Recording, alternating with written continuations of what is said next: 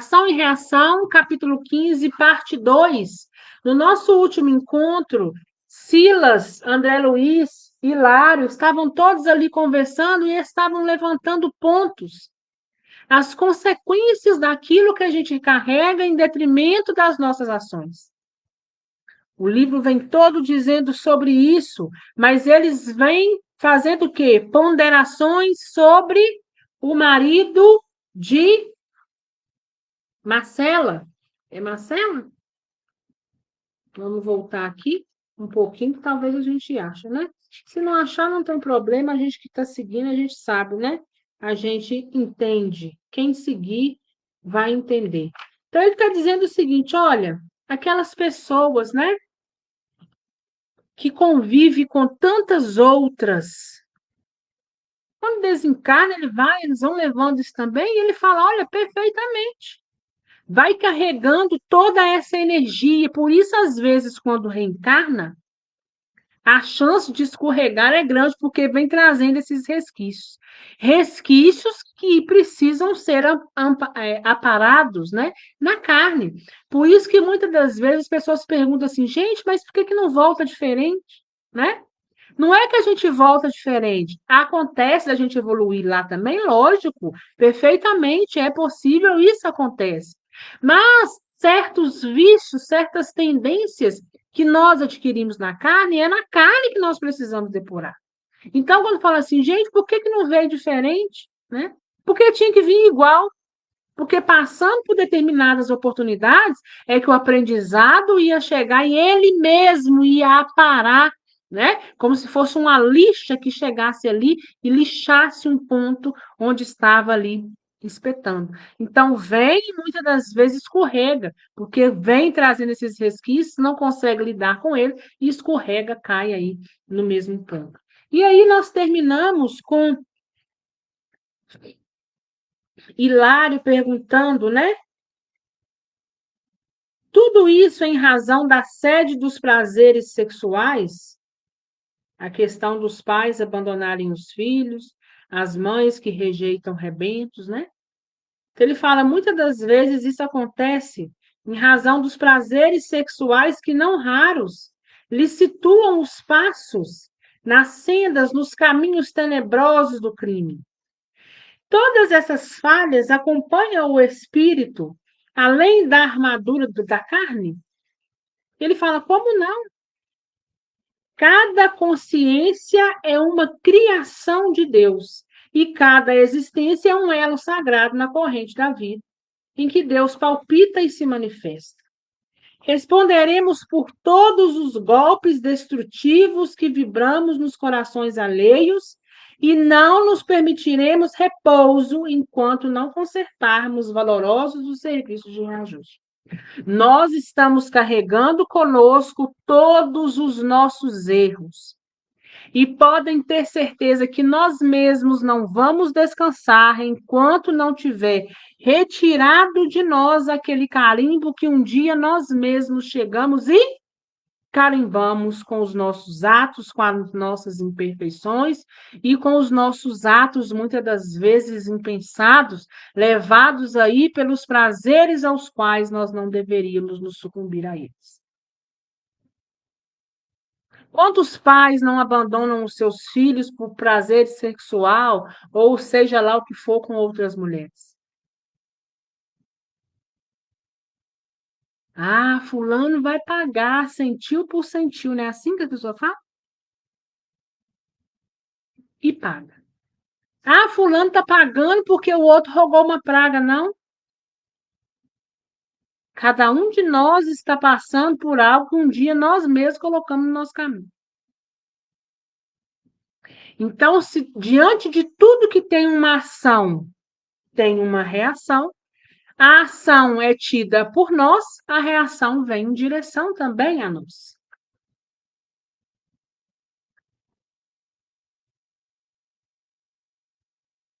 Impressionado, meu companheiro persistiu. Isso é André dizendo, né? Hilário foi persistindo. Imaginemos que um homem tenha conduzido uma jovem à comunhão sexual com ele, à caça de mero prazer dos sentidos, prometendo-lhe matrimônio digno para abandoná-la vilmente ao próprio desencanto, depois de saciado em seus desejos. Não tem muito isso hoje? Aquelas pessoas que seduzem as outras, que brincam com o sentimento das outras, prometem mundos e fundos, e quando se vê ansiado os seus desejos, o que é que faz? Larga para lá. A pobre criatura desenganada, sem recursos, para refugiar-se no trabalho respeitável, entrega-se ao meretrício. Aquela pessoa que o outro fez muita hora com a cara dela, brincou com o sentimento dela, muitas das vezes a desonrou, essa época tinha muito isso, né? Ela acaba se perdendo e envolvendo aí no mundo da prostituição. O homem é responsável pelos desatinos que a infelicitada companheira venha a praticar, compreendendo-se que ele não terá mais marchado sozinho para semelhante aventura? E, vamos lá, a resposta de Silas. É preciso reconhecer que todos responderemos pelos atos que efetuamos. Contudo, no caso em foco, se o homem não é responsável pelos delitos que venha a falir a mulher desventurada, é ele inegavelmente o autor da desdita em que ela se encontra. E em desencarnando com o remorso da traição praticada, quanto mais luz se lhe faça no entendimento, mais agudo lhe será o pesar de haver cometido a falta. Então, olha lá. O que é que ele está nos dizendo? Olha, a grosso modo, nós somos responsáveis pelos nossos atos. No caso em si, né, se o homem não é responsável pelos delitos que a mulher veio a falir, ele é inegavelmente o autor. Ou seja, se ele não for responsável por tudo, ele é responsável por aquilo que ela deflagrou. Lógico, ela também vai ter sua parcela de culpa, vamos dizer assim.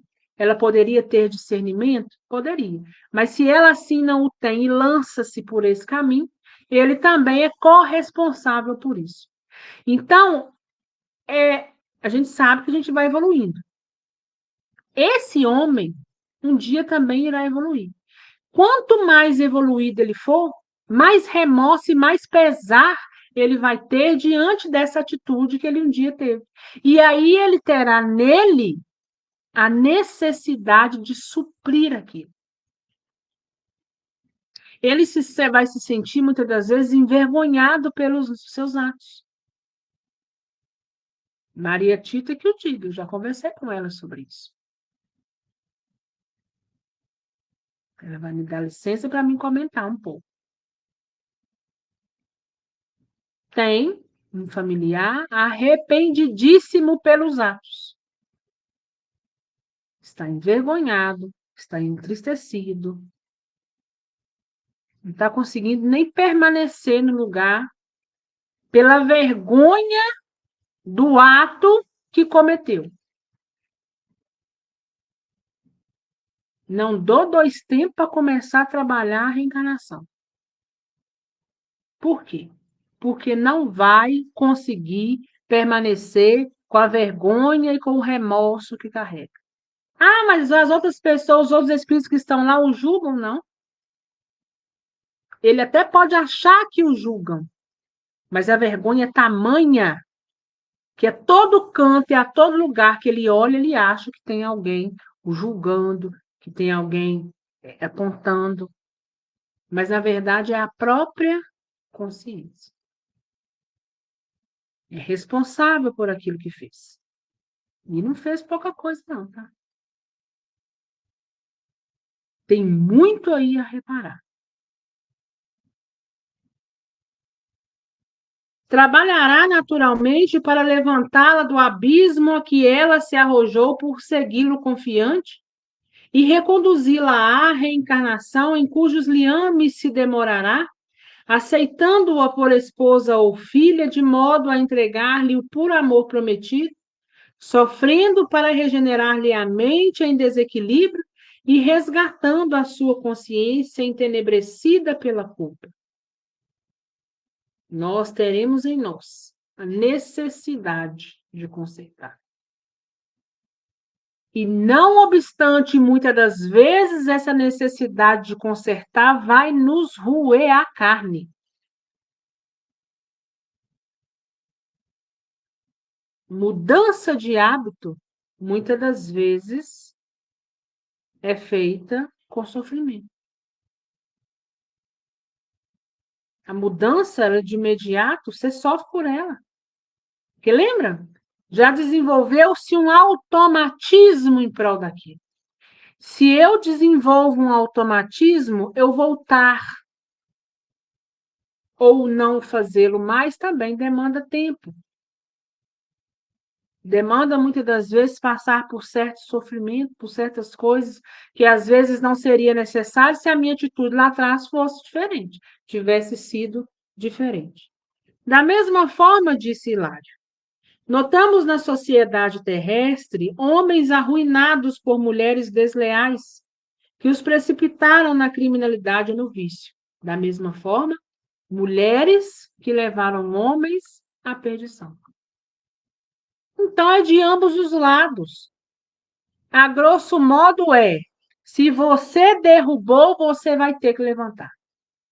Se você fez sofrer, você vai passar na carne o sofrimento através da expiação para você aprender e não fazer mais. Porque a expiação, a reencarnação, ela é educativa. O processo da reparação é absolutamente o mesmo. A mulher que lançou o companheiro nas sombras do mal, em despertando a luz do bem, não descansará, enquanto não o reerguer para a dignidade moral diante das leis de Deus. Quantas mães vemos no mundo engrandecidas pela dificuldade e pela renúncia, morrendo cada dia entre a aflição e o sacrifício, para cuidar de filhos monstruosos que lhes torturam a alma e a carne? Em muitos desses quadros terríveis e emocionantes, oculta-se divino o labor da regeneração que só o tempo e amor e a dor conseguem realizar. Quantas mães que não estão na terra lutando para reerguer os seus filhos, sejam mães encarnadas ou desencarnadas, porque até mesmo as desencarnadas o trabalho é incessante, o trabalho é sem parar. Nós temos um grande exemplar aqui da nossa convivência, que é a mãe da Silvia Leones, que eu nunca vi trabalhar tanto igual ela trabalha. Não estou dizendo que outras mães não trabalham, mas é porque é a que eu tenho visto mais de perto. Tretou e relou, como se diz, a hora que pode, uma coisa que acontece, ela está a postos. Ela não perde a oportunidade de estar olhando de perto. Isso é a maioria das mães, tá? E aquelas que ainda não estão exercitando esse papel é porque ainda não estão em condições de o fazer, mas assim que tiver, elas vão continuar fazendo. Enquanto um filho permanecer por aqui, elas vão continuar trabalhando. Da mesma forma, são as mães encarnadas que aqui estão. Enquanto estiver um filho necessitando de ajuda, lá está ela trabalhando, fazendo o possível, laborando mesmo, para que eles estejam no bom caminho, no melhor caminho, trabalhando, trabalhando. Quer dizer que essa mãe um dia derrubou esse filho? Talvez. Mas é aquela responsabilidade que tem no soerguimento. É aquele amor que tem pelos filhos que só quem tem filho e quem é mãe consegue entender. É um amor que a gente não entende, é um amor que a gente não compreende, mas é um amor que a gente vive na plenitude, que a gente renuncia, que a gente luta, que a gente trabalha, que a gente vai além, que a gente dá a vida da gente em prol daquele outro.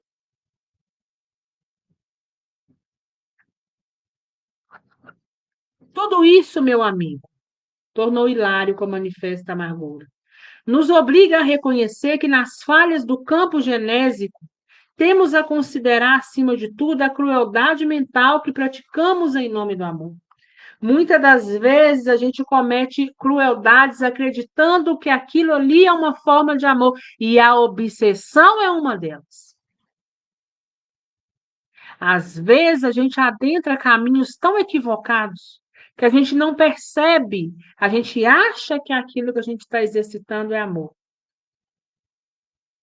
mas não é.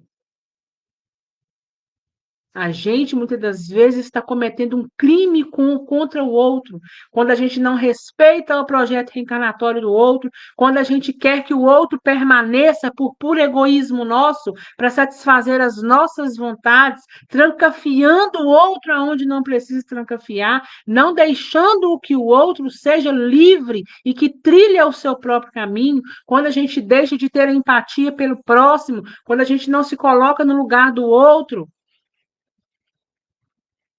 Tudo isso nós estamos acometendo atrocidades e muitas das vezes acreditando. Ah, eu queria minha mãe aqui porque eu amo. Eu queria o meu pai, o meu irmão, a minha avó porque eu os amo. Ame-os, mas não os detenha. Deixe-os ir. Fique na sua saudade, mas dê a eles força com fé viva, raciocinada, dizendo a eles: sigam, porque eu também estou seguindo aqui. Evolua, porque eu também estou buscando a minha evolução. Um dia eu também irei desencarnar e eu quero encontrá-lo bem, eu quero encontrá-lo equilibrado, porque só assim.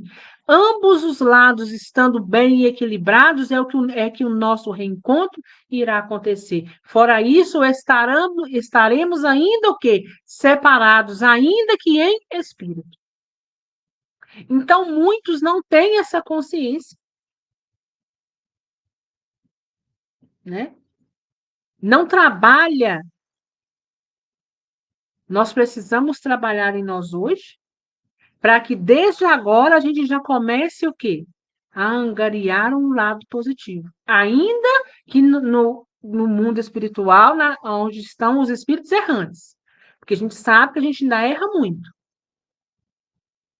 Mas se nós estamos hoje trabalhando em nós e tendo aceitação, nós já estamos a um passo à frente daquele que não trabalha, daquele que não aceita, daquele que não tem raciocínio, daquele que não tem enfrentamento, daquele que não procure por discernimento. Nós já estamos na frente. E em relação a essa crueldade em nome do amor, o assistente fala: isso mesmo. Na perseguição ao prazer dos sentidos, costumamos arrumar as piores ciladas aos corações incautos que nos ouvem. Contudo, fugindo à palavra empenhada, ou faltando aos compromissos e votos que assumimos, não nos precatamos quanto à lei de correspondência que nos devolve inteiro o mal que praticamos e em cuja intimidade as bênçãos do conhecimento superior nos agravam as agonias, de vez que, no esplendor da luz espiritual, não nos perdoamos pelas nódoas e chagas que trazemos na alma.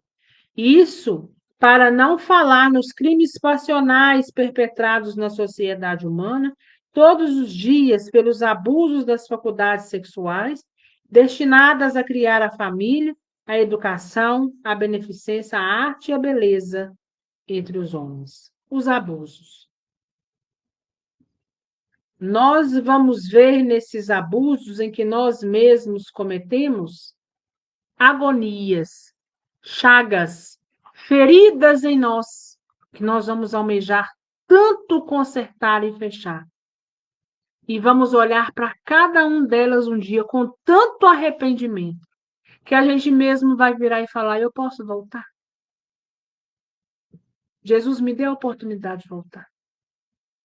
Hoje eu vejo muitas pessoas falando assim: ah, eu não quero voltar, não. Se eu puder ficar lá um tempo, eu vou ficar. Meu marido mesmo é um, né? Ele fala: se eu puder ficar lá para sempre, nem voltar aqui, eu não estou caçando. Eu falei: pois eu estou pronta para quando eu tiver que voltar. Porque a gente fala assim, porque a gente está na carne.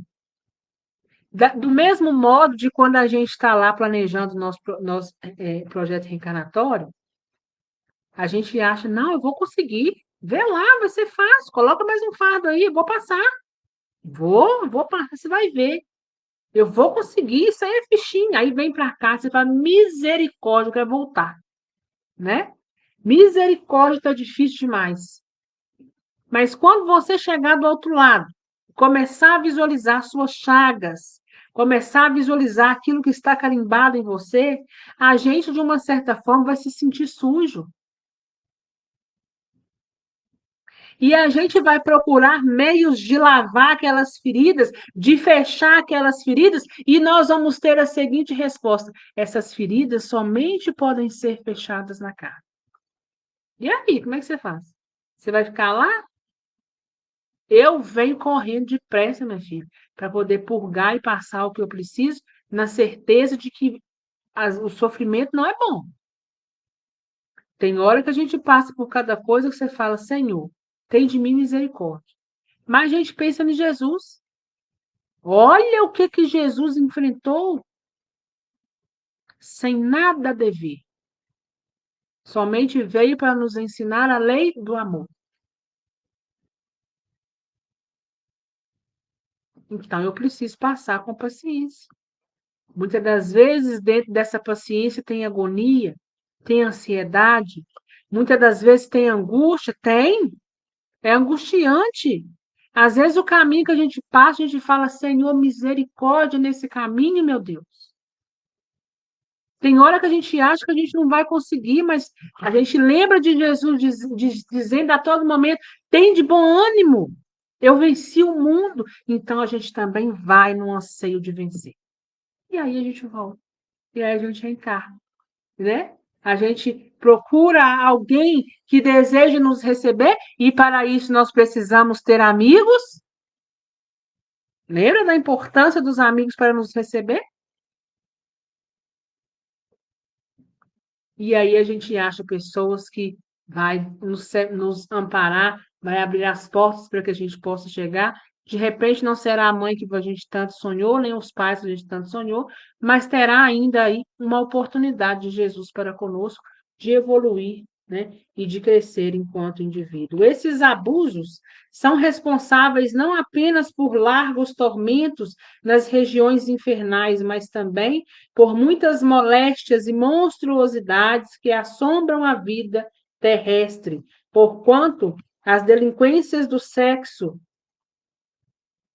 que operam o homicídio, o infanticídio, a loucura, o suicídio, a falência e o esmagamento dos outros, voltam à carne sob o impacto das vibrações desequilibrantes que puseram em ação contra si próprios e são, muitas das vezes, as vítimas da mutilação congênita, da alienação mental, da paralisia, da senilidade precoce, da obsessão inquisitada, do câncer infantil, das enfermidades nervosas de variadas espécies, dos processos patogênicos inabordáveis e de todo um cortejo de males decorrente do trauma perispirítico que, provocando desajustes nos tecidos sutis da alma, exige longos e complicados serviços de reparação a se exteriorizarem com o nome de inquietação, angústia, doença, provação, desventura,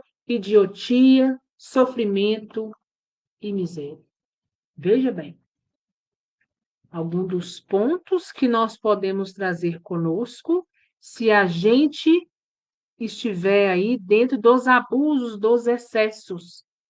E aqui é um levantamento muito pertinente nos dias de hoje. O abuso sexual. Hoje, a sexualidade está banalizada, como nunca antes foi. Talvez antes poderia até ter essas banalidades, mas as coisas não eram tão explícitas quanto são hoje. A pessoa, para ter aquela satisfação sexual, ela faz, como se diz, o diabo a quatro. E acha bonito, né? Acha bonito. Hoje está com um, amanhã está com outro, e aí por aí vai, e essa troca de energia, essa bagunça, essa baderna. Essas pessoas já estão o quê? No inferno em vida. Já estão vivendo o umbral em vida. E aí desencarnam, o povo quer que vira santo, quer que vai para mundos felizes, que tenham asas bem grandes, cheias de penas, né? Já estava no umbral, minha filha, antes de desencarnar, agora somente continua. Até que tenha discernimento para entender que essa não é a verdadeira vontade dessa energia suprema, causa primária de todas as coisas, para o nosso desenvolvimento. Não é dessa forma que você evolui. Que cada coisa tem uma razão de ser. E que precisa ser usada, olhada com responsabilidade.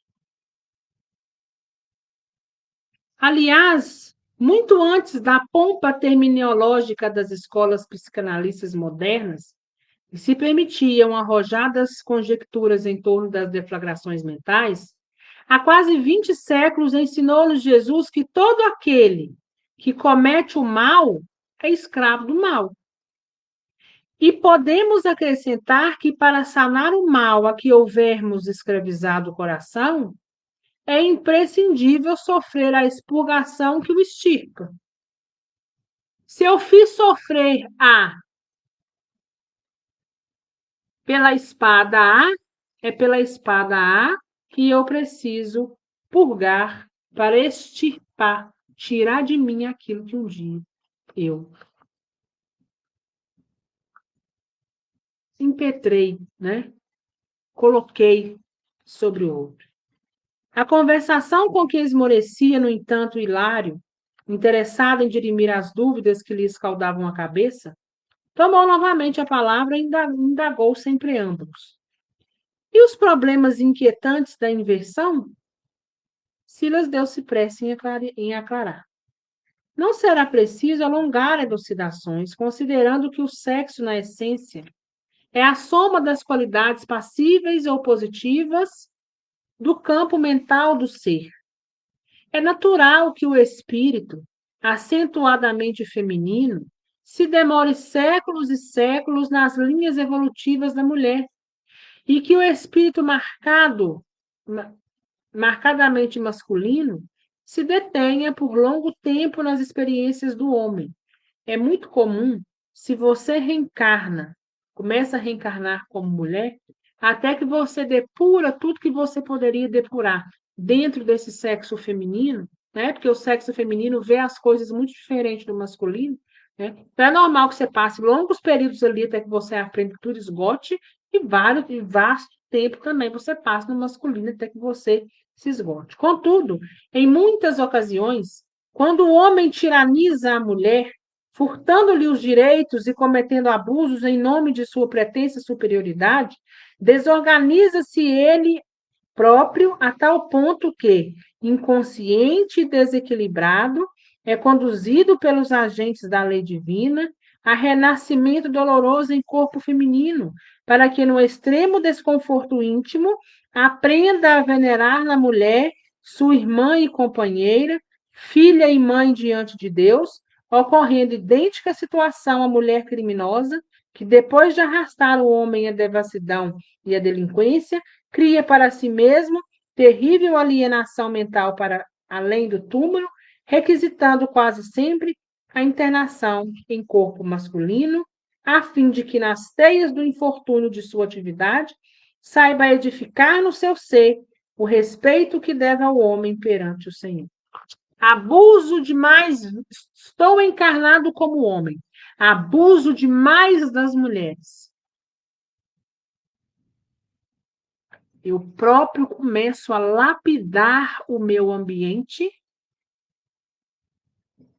e, por justiça divina, na próxima reencarnação, aquele homem reencarna como mulher e vai passar na carne aquilo que um dia ele fez a todas as outras. E assim, com essa educação, ele aprende a respeitar uma mãe, uma filha, uma avó, uma companheira. É expiando, lá no último estágio dos 3 elementos. Eu vejo tudo aquilo que eu fiz e eu me arrependo. Não é o suficiente. Me arrependo, me reparo diante do outro. Como?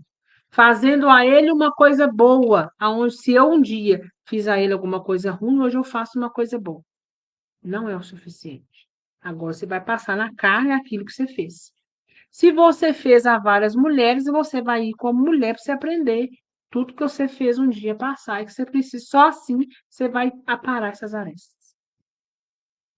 O contrário também é verdadeiro. A mulher, muitas das vezes, vem homem para passar tudo aquilo que um dia ela fez o outro. Então, sofreu.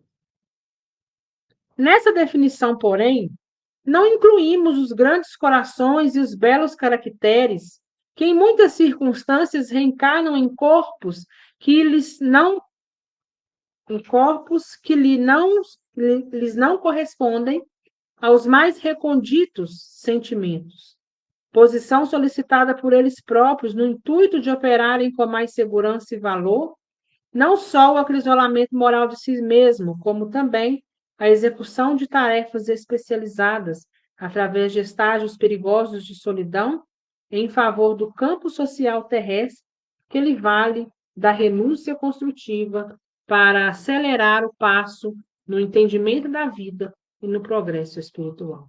Ele está dizendo, olha, e tem aqueles que trocam de sexualidade, vêm por escolha própria. Vem porque acha que precisa, tem algo ali que ele ainda precisa passar. Não porque ele fez alguém sofrer, mas porque ele quer experimentar a fim de ter um crescimento moral. Compreendemos que Silas se desincumbira brilhantemente da tarefa de esclarecer-nos, condensando em palavras singelas, luminosa síntese de vasto assunto que, de certo, em nossa conceituação, exigiria vários compêndios para ser devidamente analisado. Meu colega, contudo, com quem desejava estudar todas as questões tangentes, voltou a interrogar. Já que nos detemos em matéria da sexologia, na lei de causa e efeito, como interpretar a atitude dos casais que evitam os filhos, dos casais dignos e respeitáveis, sob todos os pontos de vista, que sistematizam o uso dos anticoncepcionais? Silas sorriu de modo estranho e falou: se não descambam para a delinquência do aborto, na maioria das vezes, são trabalhadores desprevenidos que preferem poupar o suor na fome do reconforto imediatista. O que ele está dizendo? E aqueles casais que a gente pode dizer que não tem esse tipo, não carregam com eles esse tipo de delinquência, mas que optam em não ter filhos? Nós sabemos que a gente precisa respeitar e saber da questão do bom senso. A gente sabe também que cada um tem o seu livre-arbítrio. Eu posso ou não. Mas nós precisamos ter os olhos atentos que nós somos trabalhadores do Cristo. É claro, tem aquelas pessoas que vieram predestinadas a não ter filho mesmo. Mas tem aqueles que o pode ter e não abre a porta para nenhum. Então aqui eles estão dizendo, olha, quando eles não caem aí pelo centro dos abortos exagerados, né? O que acontece? Eles poderiam ser trabalhadores, mas eles preferem poupar o suor. Infelizmente para eles, porém, apenas adiam realizações sublimes, as quais deverão fatalmente voltar, porque há tarefas e lutas em família que representam o preço inevitável de nossa regeneração. Vai precisar voltar, porque vai precisar conviver com certas pessoas, principalmente com a família, que é o nosso maior desafio. Vai precisar voltar e cumprir. Desfrutam a existência, procurando inutilmente enganar a si mesmos. No entanto, o tempo espera-os inexorável, dando-lhes a conhecer que a redenção nos pede esforço máximo. Recusando acolhimento a novos filhos, quase sempre programados para eles antes da reencarnação, emaranham-se nas futilidades e preconceitos das experiências de subnível para acordarem depois do túmulo, sentindo frio no coração. E o aborto provocado, assistente? Inquiriu Hilário, sumamente interessado.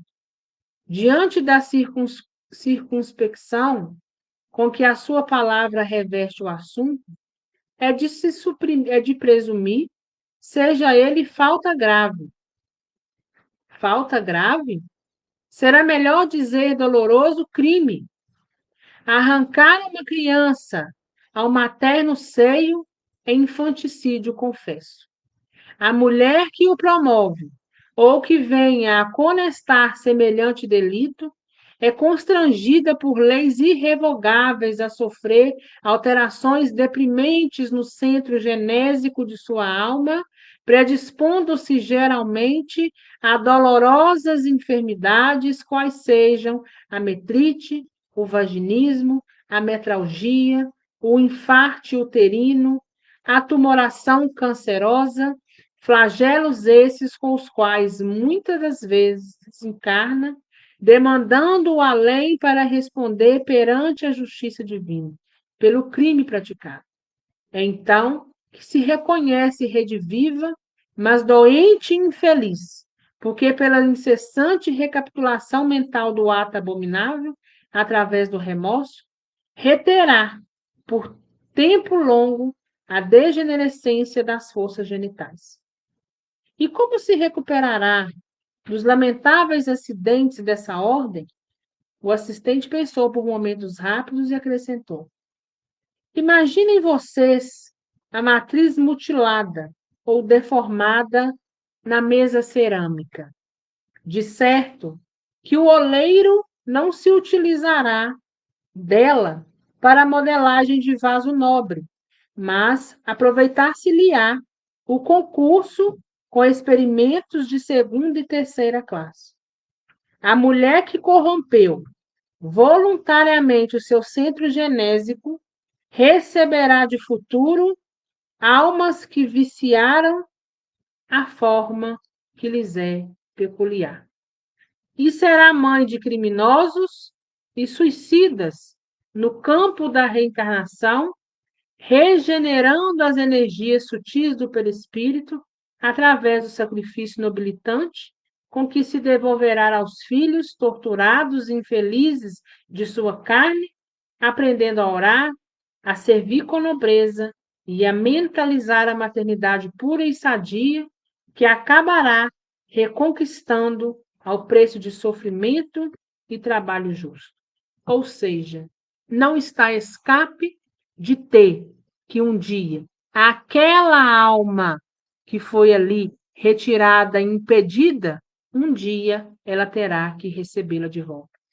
E não poderá se assustar se daí vier filhos delinquentes, assassinos, suicidas, dando trabalho, o trabalho que um dia elas mesmas galgaram no caminho através, né?